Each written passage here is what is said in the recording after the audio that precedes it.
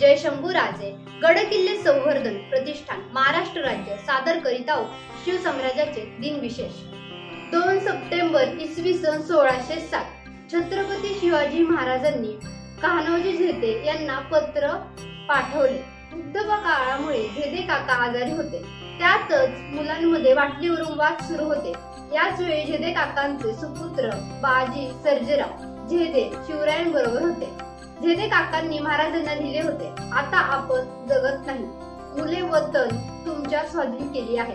त्यास उत्तर म्हणून महाराजांनी आजच्या दिवशी झेते काकांना पत्र पाठवले आणि सांगितले की आपण योग्य औषधे घेऊन उपचार करण्यास टाळाटाळ न करणे, तुमचा आमचा घरोबा असून याविषयी काळजी न करणे। 2 सप्टेंबर इसवी सन 1976 वि.सा. खांडेकर यांच्या स्मृतिदिनानिमित्त विनम्र अभिवादन।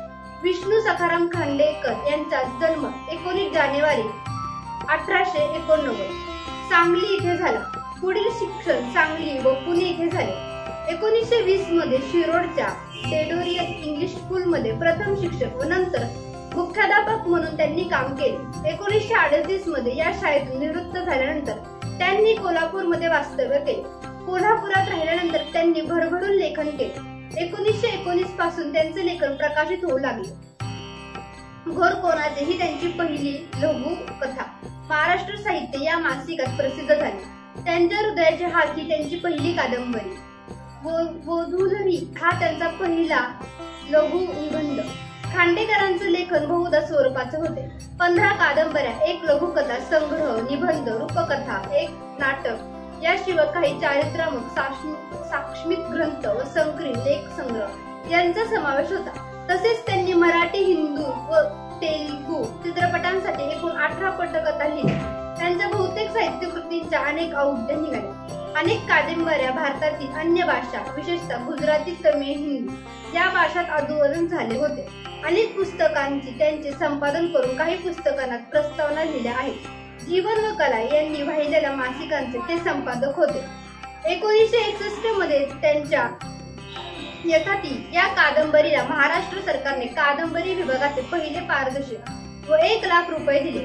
या कादंबरीला याच वर्षी साहित्य अकादमीचे पारितोषिक मिळाले। खांडेकर, आगरकर, केशवस्तुत, हरिभाऊ, श्रीपाद कृष्ण कोल्हटकर, राम गणेश गडकरी इत्यादींच्या साहित्यांचे त्यांच्यावर उत्कट संस्कार झाले आणि त्यामुळे मुळातच समाज प्रवण असलेले त्यांचे मन अधिक समाजसमुखाने झाले। कादंबरीला तंत्रदृष्ट्या प्रबल व प्रभावी करण्याचे श्रेय ना.सी. फडके बरोबर खांडेकर नाही दिले पाहिजे। मराठी भाषेला त्यांनी वेगवेगळ्या प्रयोगांनी समृद्ध व संपन्न केले।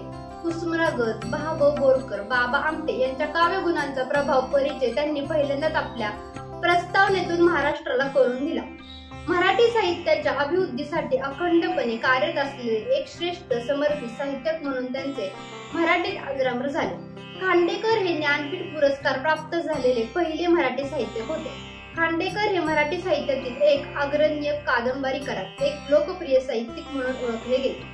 त्यांनी कादंबरीसह कथा, कविता, लघुनिबंध, समीक्षा, चित्रपट, कथा, नाटके, व्यक्तिचित्रे, अनुवादन अशा विविध साहित्य प्रकारात अगदी विपुल असे लेखन केले। वृत्तपत्रीय लेखन व ग्रंथ संपादन या क्षेत्रातही त्यांनी ठसा उमटवला। कुमारवयापासूनच त्यांच्यावर उत्तम साहित्याचे संस्कार होत होते। ते त्यांच्या मराठीच्या शिक्षकांमुळे आणि बालकवी राम गणेश गडकरी, अच्युतराव कोल्हटकर यांसारख्या साहित्यिकांच्या झालेल्या परिचयामुळे गडकरींमुळेच पाश्चात्य साहित्य वाचण्याचा छंदही त्यांना तेव्हा लागला होता। श्रीपाद कृष्ण कोल्हटकर यांनी खांडेकरांना विनोद चांगला साधतो व काव्यात्मक प्रकृतीचे लेखनही ते करू शकतात, तेव्हा या दोनांचे मिश्रण असलेले गोष्टी त्यांनी लिहाव्यात असे सुचले। तेव्हा यांना स्वतःपासून लपून बसलेला कथाकार सापडले। ते उत्कृष्ट वक्ते म्हणूनही महाराष्ट्रात प्रसिद्ध होते।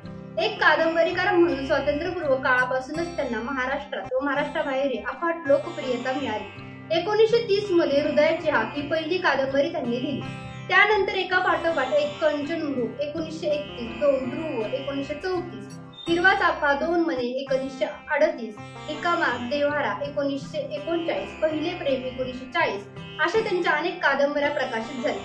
सुमारे 35 ग्रंथांसंग्रह, 10 लघुनिबंध संग्रह, गोफ आणि गोपन यांसारखे समीक्षा लेख संग्रह असे झंझावती लेखन त्यांनी केले। छाया, जलवा, अमृता, देवता, माझे बाळ यांसारख्या लोकप्रिय चित्रपटांच्या कथाही त्यांनी लिहिल्या। शब्दप्रभुत्व, कोटिबाजपणा, कल्पनाभोळ यांचा वारसा त्यांनी कोल्हटकर, गडकरी यांच्याकडून घेतला. मध्यमवर्गीय माणसांच्या आशा आकांक्षा, सर्वसामान्यांची सुखदुःखे, त्यांचा आशीर्वाद आणि मुख्य तत्वे आपल्या कथा कादंबऱ्यातून मांडला. त्यांचा नायक हा सामाजिकतेचे भान असलेला, आदर्शाची ओढ असलेला, असे हळूहळू बदलत चाललेल्या सामाजिक परिस्थितीत या प्रकारचा आशीर्वाद ही मध्यमवर्गीय तरुण पिढीची मानसिक गरज होती. त्यामुळे खांडेकर त्या काळातले सर्वात लोकप्रिय लेखक ठरले. त्यांची कौंधव 1942 ही कादंबरी लोकप्रिय ठरली. यात 1959 अमृतवेल, 1967 त्या स्वातंत्र्य काळातील सर्वात जास्त गाजलेल्या त्यांच्या कादंबऱ्या होत्या. यात याला 1960 साहित्य अकादमीचा पुरस्कार प्राप्त झाला. भारत सरकारने 1968 मध्ये पद्मभूषण सन्मान देऊन त्यांना गौरवले. कोल्हापूरच्या शिवाजी विद्यापीठाने त्यांनी ही डी डॉक्टर ऑफ लिटरेचर बहाल केली. तर भारतीय ज्ञानपीठातर्फे 1974 मध्ये त्यांना ज्ञानपीठ या ऐच्छिक मानाच्या पुरस्काराने गौरवण्यात आले.